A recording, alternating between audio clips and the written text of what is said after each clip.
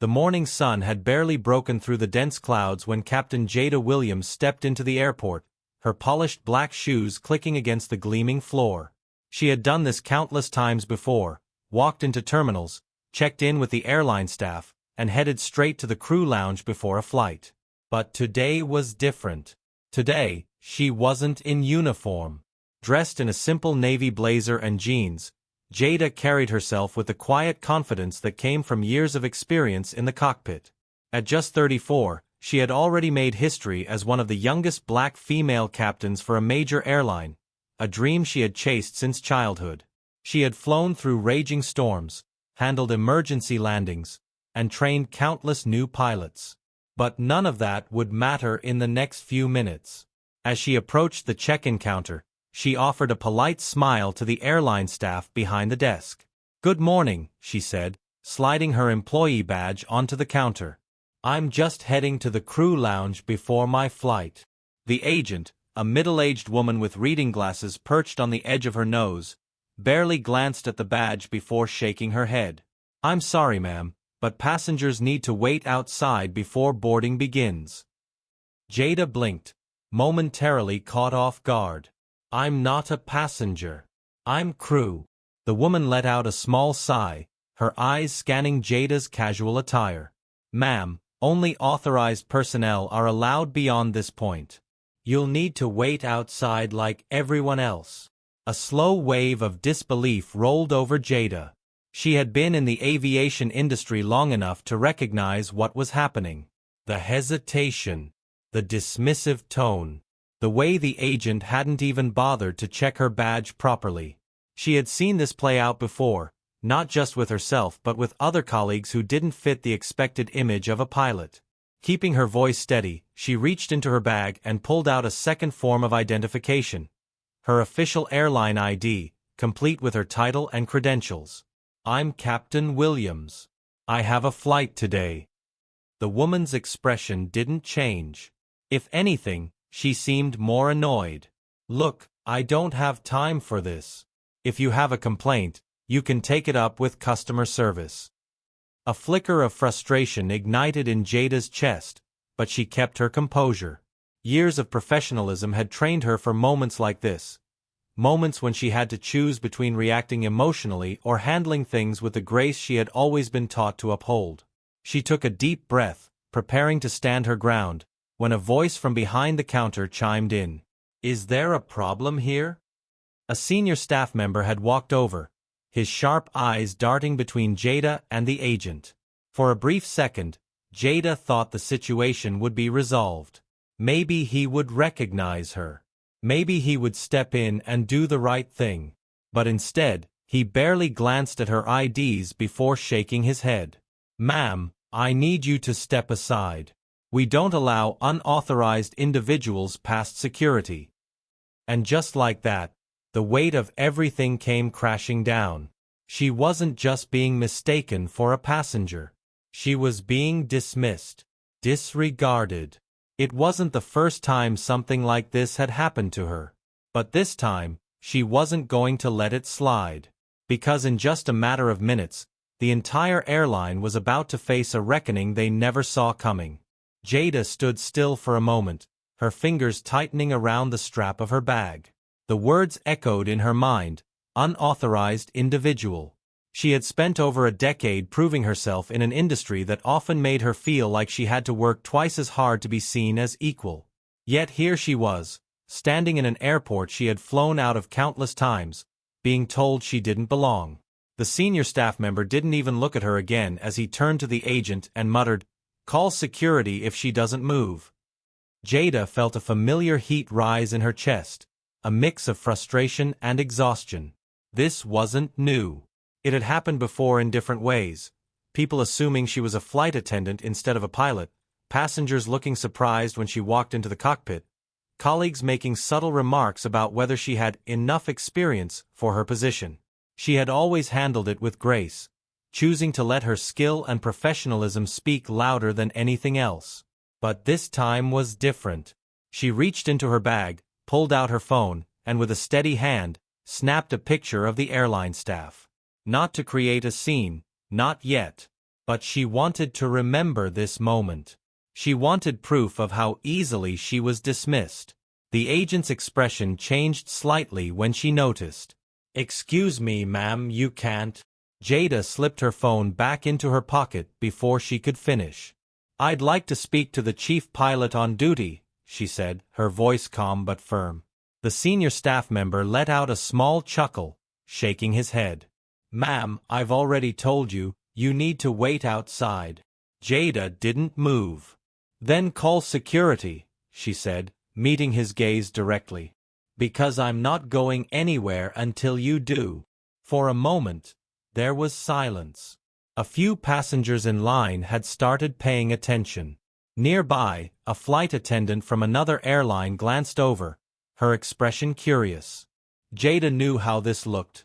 A woman standing her ground, refusing to leave when she had been told to. But she also knew something else. She wasn't the one in the wrong. The agent hesitated before muttering something under her breath and picking up the phone. Jada waited, standing tall, her heart pounding but her expression unreadable. As she stood there, her mind drifted back to the beginning of her journey, the countless hours of training, the sacrifices she had made to get here. She thought about the first time she ever sat in a cockpit, the overwhelming feeling of power and freedom as she took control of the aircraft. She had worked for this, earned this. And yet, in moments like these, it felt like none of it mattered. She was still being judged by something other than her skills. The minutes dragged on before a voice called out from behind. "Captain Williams?"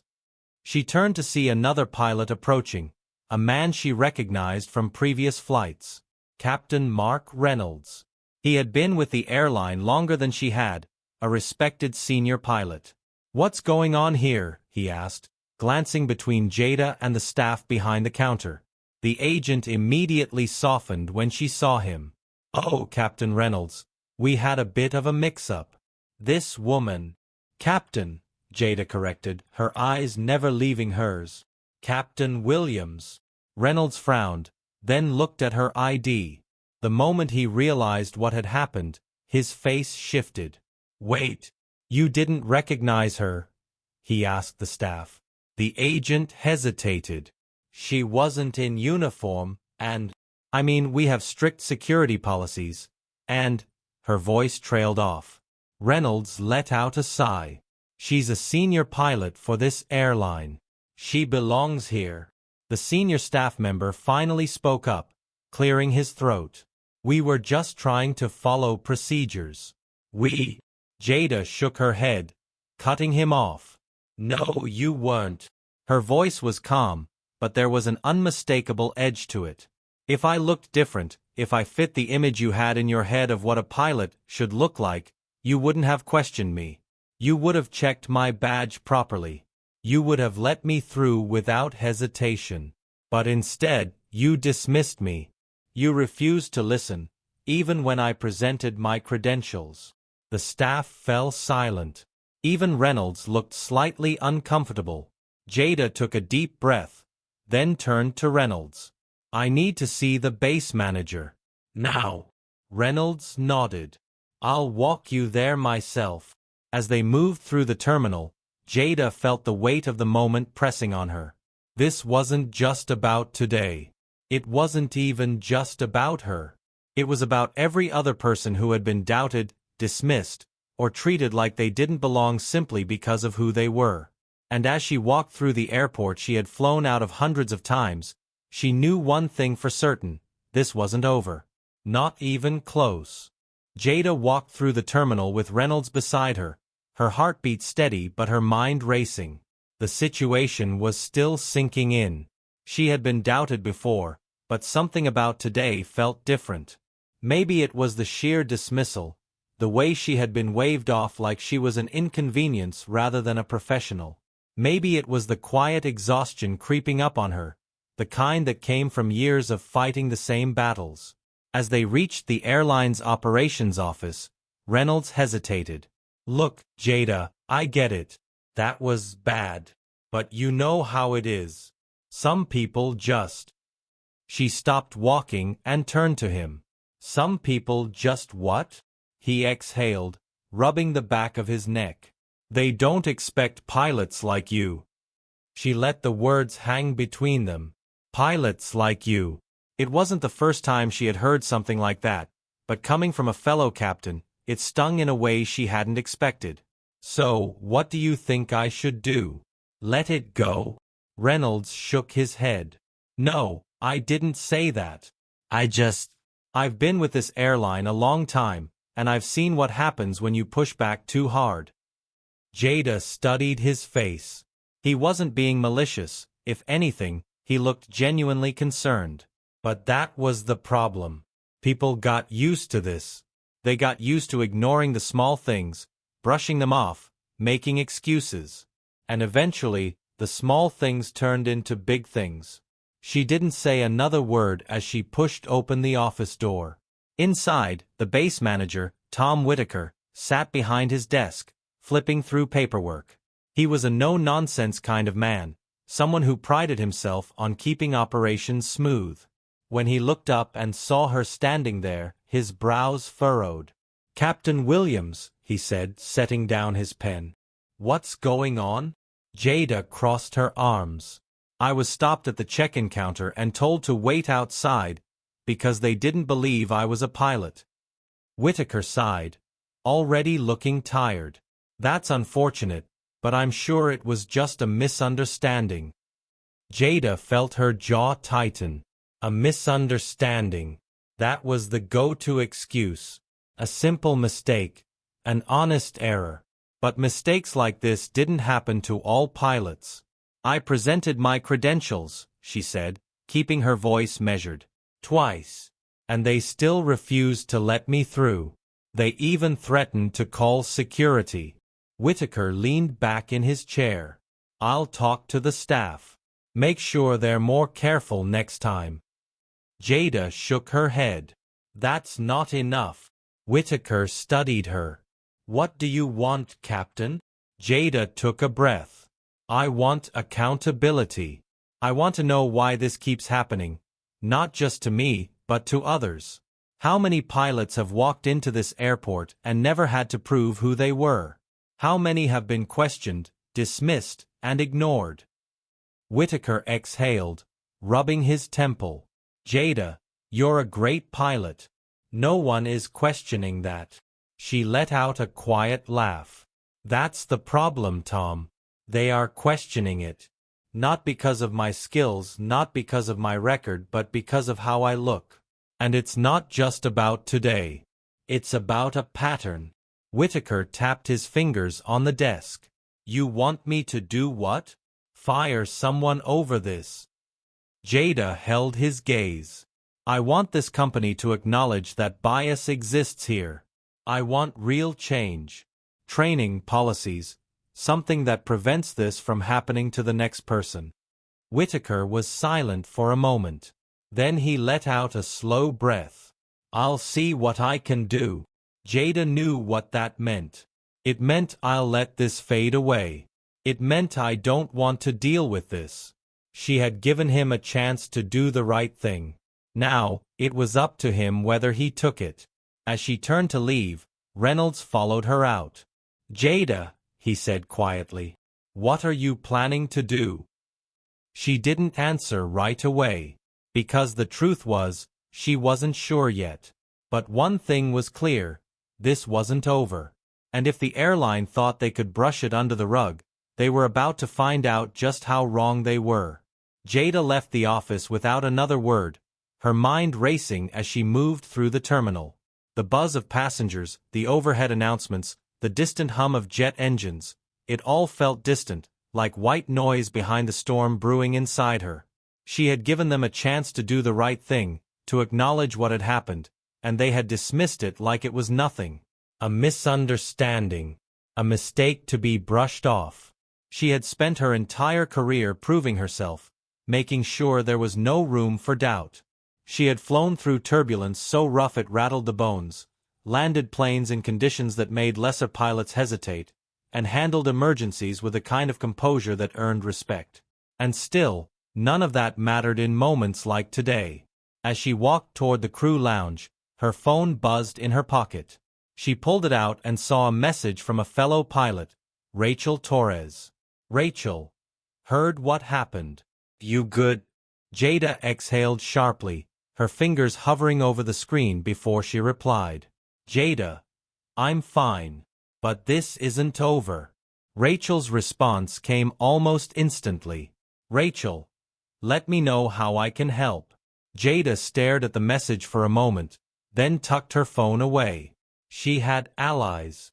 She had people who saw what was happening, who knew that this wasn't just about one incident, it was about a culture that allowed this to keep happening.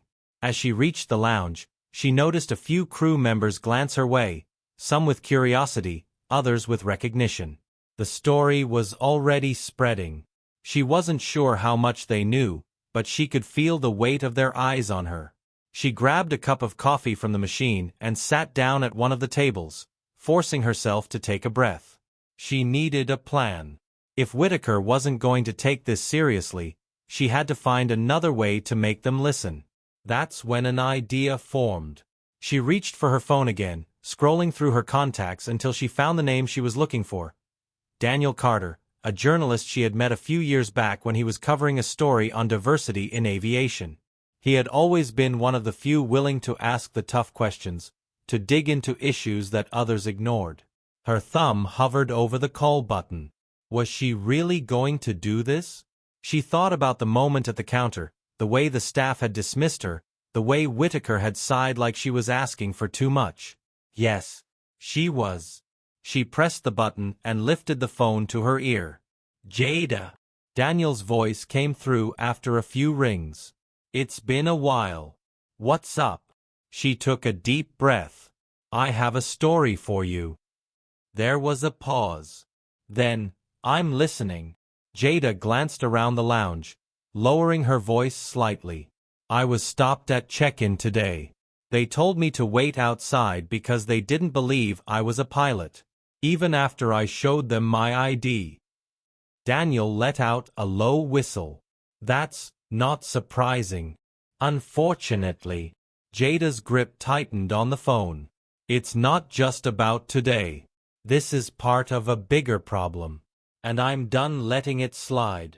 Daniel was quiet for a moment. Then he said, if you're serious about this, I can help. But you know what happens when stories like this go public. Are you ready for that? Jada exhaled. She had thought about it. The backlash. The scrutiny. The people who would say she was overreacting, that she should just move on. But this wasn't just about her. I'm ready, she said. Daniel didn't hesitate. Then let's do this. Jada ended the call, setting her phone down on the table. She had just lit a fuse. And soon, the entire airline was going to feel the explosion. Jada sat there for a moment, gripping the edge of the table. She had just set something in motion, and there was no turning back. The weight of what she had done settled in, but beneath it was something else, determination. If the airline wasn't going to listen behind closed doors, she would make sure they had no choice but to listen in front of the world. Her phone buzzed again. Another message, but not from Rachel. It was from an unknown number. Unknown. Be careful what you're doing, Captain. Some things are better left alone. Jada frowned, her stomach tightening. Who was this? And how did they have her number? She glanced around the lounge, suddenly hyper-aware of her surroundings. Was someone watching her? She took a deep breath, her fingers hovering over the screen. She could ignore it, act like she hadn't seen it. But that wasn't who she was. Jada, who is this? No response. She stared at the screen, waiting, but nothing else came through. The logical part of her knew it could be anything. A coincidence, a prank, maybe even someone from the airline trying to scare her into backing down. But something about it didn't sit right. Before she could think too much about it, Rachel walked into the lounge, her expression tense. She spotted Jada and made a beeline for her table. You really called Daniel? Rachel asked, sliding into the seat across from her. Jada nodded. Yeah, it's time. Rachel let out a low whistle, shaking her head. I hope you know what you're doing. You know how these companies are. They'll fight back. Jada's jaw tightened. Let them. Rachel hesitated, then leaned in slightly. Listen, I was talking to some of the other pilots. A few of them said they've seen this kind of thing happen before, but no one ever talks about it. Either they're afraid of retaliation, or they just don't think it'll change anything. Jada already knew that. It was part of the problem. The silence. The way people accepted things as just the way they were. But she wasn't going to be silent. Rachel lowered her voice. There's more. I overheard something in ops. The airline is already trying to get ahead of this. They're preparing a statement, calling it a miscommunication and an isolated incident. Jada felt her pulse quicken. They were already trying to shut it down before it even reached the public. Damage control. Spinning the story before she even had the chance to tell it herself. She exhaled, shaking her head. They think they can make this go away. Rachel nodded. And they will, unless you get ahead of them first. Jada's mind was already working, piecing things together. If the airline was moving fast, she had to move faster. She pulled out her phone and opened her email. Daniel had already sent a message. Daniel, let's set up an interview. I want to get your story on record before the company releases their statement. Let me know when you're ready. Jada's fingers hovered over the keyboard. She was ready. But before she could reply, another message came in. This time, it was from someone inside the airline. Insider. You don't know the whole story. Meet me. ASAP. Jada stared at the screen. The message was cryptic, but it was clear. Something bigger was happening behind the scenes. And whatever it was, she had just stepped right into the middle of it. Jada's pulse quickened as she stared at the message. An insider? Someone on the inside willing to talk? She didn't know if she could trust them, but she also knew she couldn't ignore this. She quickly typed back. Jada. Where? The reply came almost instantly. Insider. Parking garage. Level 3. 20 minutes. Jada locked her phone and stood up. Rachel watched her carefully. Where are you going? Rachel asked, her voice low. Jada hesitated for a moment, then sighed. Someone inside the airline just messaged me. They want to meet. Rachel's eyes widened. Are you sure that's a good idea? No, Jada admitted. But I need to know what they have to say. Rachel exhaled sharply, looking conflicted. Then I'm coming with you. Jada nodded, grateful for the backup. Together, they left the lounge, moving quickly through the terminal. The weight of what was happening sat heavy on Jada's chest. Every step felt like she was walking deeper into something she wasn't fully prepared for, but she had come too far to back down now. When they reached the parking garage, the air was thick with silence. The hum of engines in the distance, the occasional footstep echoing off the concrete. Jada scanned the area, her eyes landing on a figure standing near a pillar, partially in the shadows. The person stepped forward, a man in his late 50s, dressed in a crisp but slightly wrinkled airline uniform. Jada recognized him. Mark Evans. He was a senior operations manager, someone who had been with the airline for decades. You're the one who messaged me? Jada asked cautiously. Evans nodded, his expression tight. I don't have much time. I need you to listen. Rachel crossed her arms, clearly on guard. Why are you helping us? Evans sighed. Because this isn't just about what happened to you, Captain Williams. It's bigger than that. The airline has been covering up incidents like this for years. Jada's breath caught. What do you mean? Evans glanced around, lowering his voice. You're not the first pilot this has happened to. I've seen reports buried, complaints dismissed. They have a pattern. When something like this happens, they downplay it, shift the blame, and move on like nothing ever happened. Jada clenched her jaw. She had suspected as much, but hearing it confirmed made her stomach twist. Evans continued. But this time, they're nervous. They weren't expecting you to push back so hard. That's why they're scrambling to control the narrative. Rachel shook her head. So what happens now? They release their statement, deny everything, and keep doing the same thing. Evans hesitated. Not if you do something first. Jada frowned. What do you mean? Evans pulled out his phone, swiping through his emails. Then he turned the screen toward her. Jada's eyes widened. It was an internal memo from the airline's legal team. If Captain Williams goes public, we pivot. Isolate the incident. Call it a misunderstanding. Do not acknowledge systemic issues. Offer a non-apology if necessary, but avoid any language that suggests liability. Jada's hands curled into fists. It was all right there. Proof that they weren't just ignoring the problem. They were actively trying to manipulate the situation. This is what you needed, Evans said. If you want to expose them, this is your leverage. Jada took a deep breath. The final piece had just fallen into place. She looked at Rachel, then back at Evans. Send it to me. Evans nodded, forwarding the email. Be careful. Once this goes public, they won't hold back. Jada met his gaze. Neither will I. As she and Rachel walked back toward the terminal, Jada's phone buzzed again.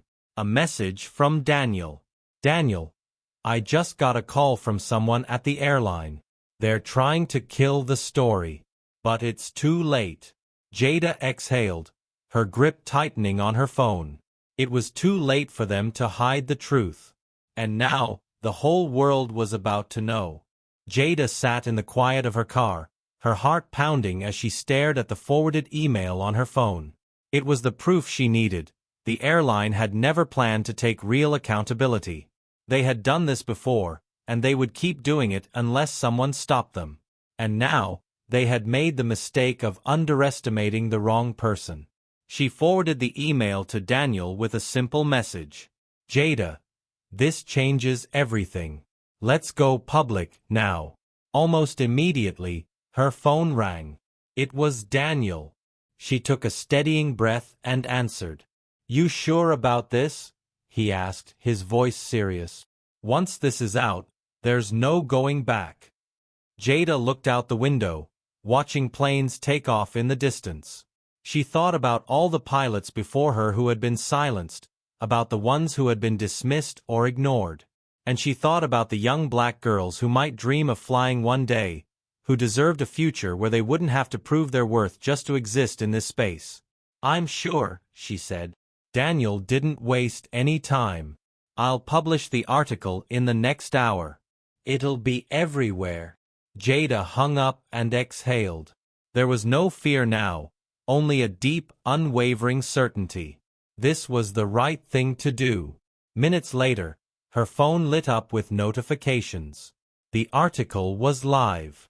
The headline hit hard. Black pilot told to wait outside by airline staff. Company caught in internal cover-up. It spread like wildfire. Within hours, it was being shared across social media, pilots and airline workers chiming in with their own experiences. Passengers, industry professionals, even activists started weighing in. The public was outraged, demanding answers. Then came the corporate response. The airline released a carefully crafted statement, claiming they were deeply sorry for the misunderstanding and committed to diversity and inclusion. But it was too late. The leaked internal memo was now public knowledge, exposing the truth behind their empty words. By the next morning, mainstream news outlets had picked up the story. Jada's inbox was flooded with interview requests. She hadn't planned to become the face of this fight, but now that she wasn't going to back down. She agreed to an interview with a major network. Sitting across from the anchor, she spoke clearly, confidently.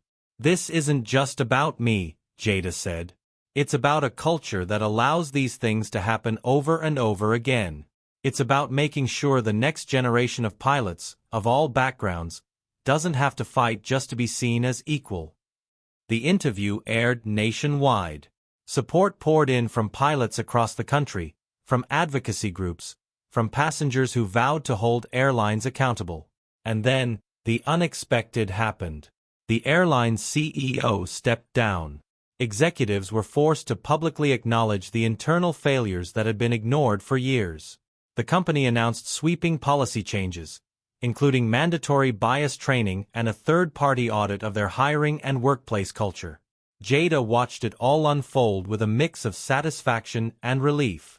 It wasn't just about one moment of discrimination anymore. It had sparked something bigger.